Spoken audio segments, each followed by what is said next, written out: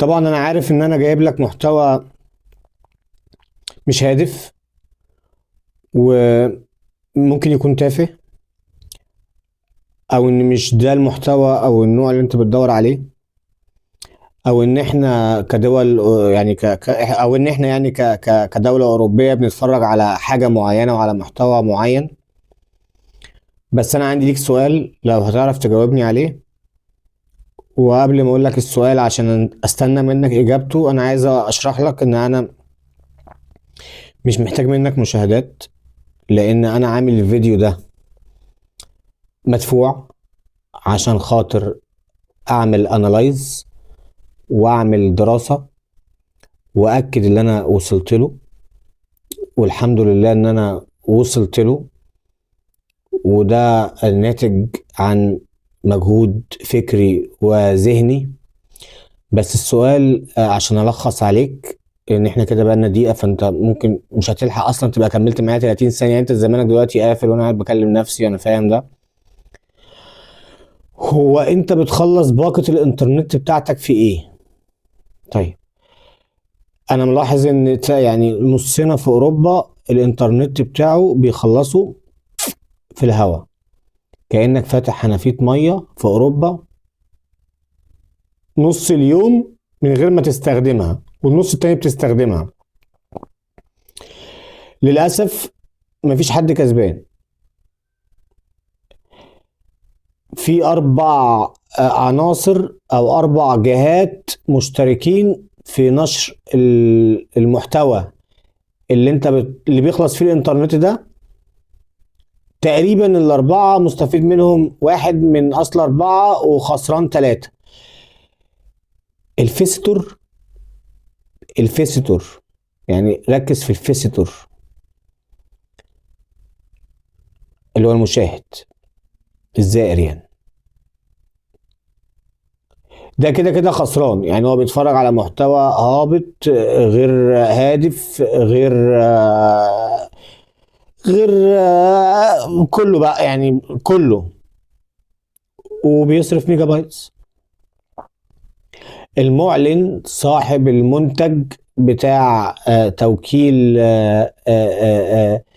مثلا انتريهات لافانجي جاكرود في اوروبا، بيعرض اعلانه على فيديو او على منصة داخل يتفرج عليها واحد بيتفرج على محتوى غير هادف، او هو اصلا مش ناوي يشتري انتريهات او عنده انتري. بليف مي. فالمعلن المنتج بتاعه ما بيتشافش صح. ده تاني واحد خسران، ودول على فكرة اكتر اتنين خسرانين.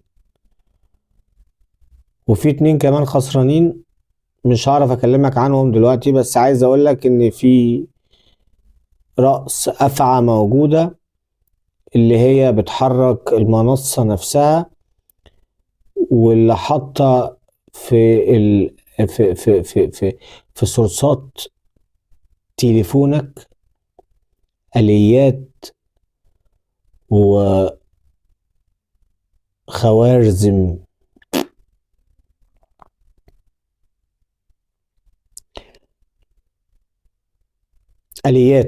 آليات مسؤولة عن الداتا كوليكشن لميولك وميول محيطك.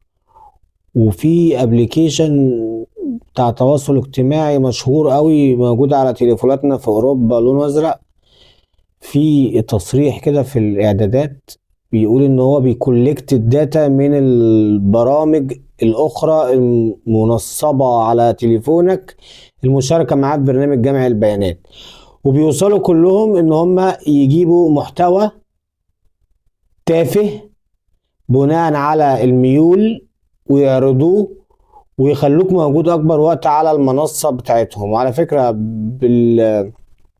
بالمناسبة، الخسران الثالث هو الكرييتور نفسه بتاع المحتوى، لان ده بيقدم علم لا ينفع، واذ مات العبد انقطع عمله الا من ثلاث وانت عارفهم، وارجع لدينك واقرأ.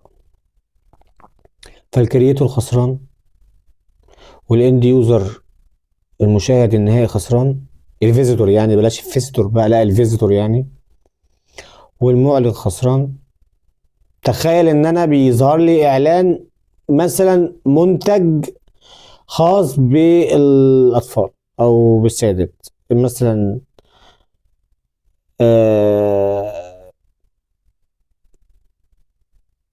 مثبت بشر، يعني اي حاجه من الحاجات اللي هي بتاعت الميك اب او الكلام ده. وانا مش بتفرج على الحاجات دي، يعني انا مش هشتريها. طب انت عرضتها لي ليه؟ عشان انا دخلت اتفرج على محتوى. انا بخلص النت، يعني انا عندكم ايه ممكن اخلص عليه الانترنت؟ اديني ريلز. طب ماشي، خد، افضل بقى انت سويب سويب سويب سويب سويب سويب سويب.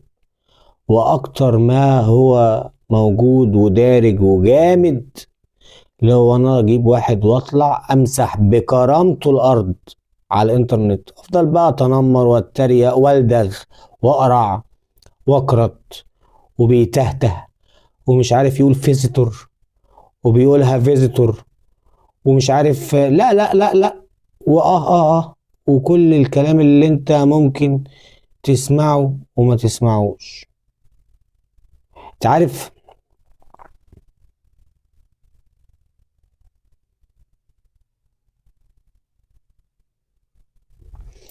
الفيديو ده هيبقى عليه 1000 مشاهد،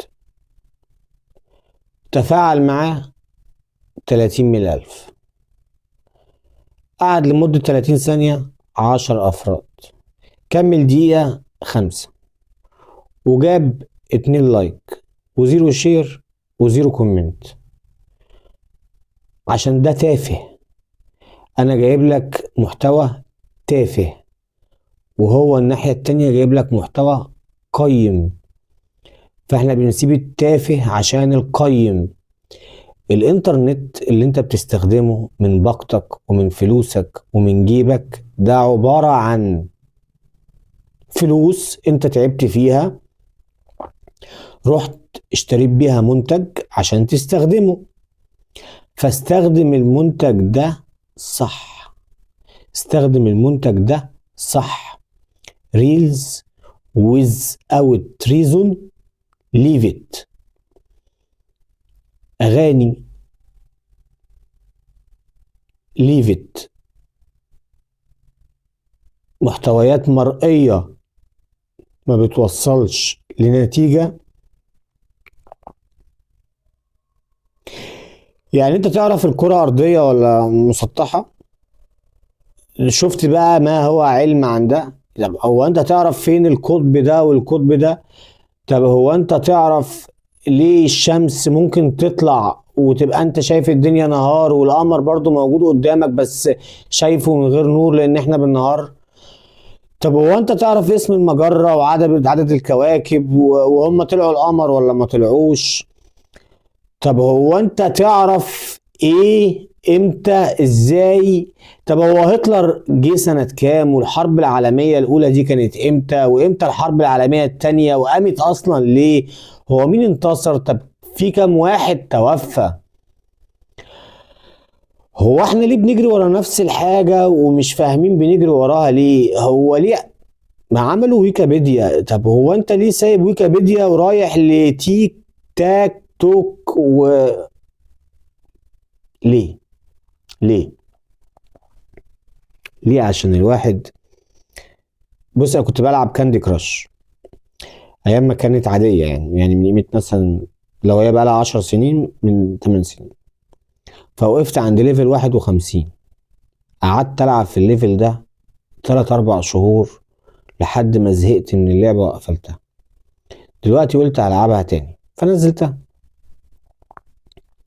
فهو بقى يكمل لي الليفل وبقى يديني محفزات وحاجات كده، بوستر وكلام زي ده، بحيث ان انا اعدي الليفل بسرعه. وصلت الليفل 100 في 3 ايام، ولقيت نفسي ان انا ما بفكرش في اللعبه، وان مش انا الكرييتور او مش انا المبتكر او مش انا اللي بنفذ، وان هو بيساعدني في نسبة 50% من الليفل الواحد. فروحت ماسح اللعبة. نزلت لعبة تانية جيت العبها، لقيت ما بين الليفل والليفل اعلان، والاعلانات اللي بتظهر لألعاب مش على اهتماماتي. رحت ماسحها. طب انا بفتح اليوتيوب بجيب الهوم وافضل اقلب في الفيديوهات؟ لا. طب انا بفتح الفيسبوك بفضل اعمل سويب طول ما انا قاعد وسكرول داون؟ لا. امال بتعمل ايه؟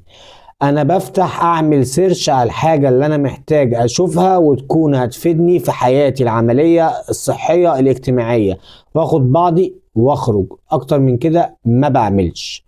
عوزت بقى ادور على طريقة اجيب منها فلوس على الانترنت، يعني ممكن ابيع منتج، اطور برنامج، اصمم موقع، اعمل صورة، اكتب مقال، اعمل ما يفيد الناس ولا يضرهم، وضع الخلق للخالق. ووفر الانترنت. وجاوبني بالله عليك، بتصرف الانترنت في ايه؟ سلام.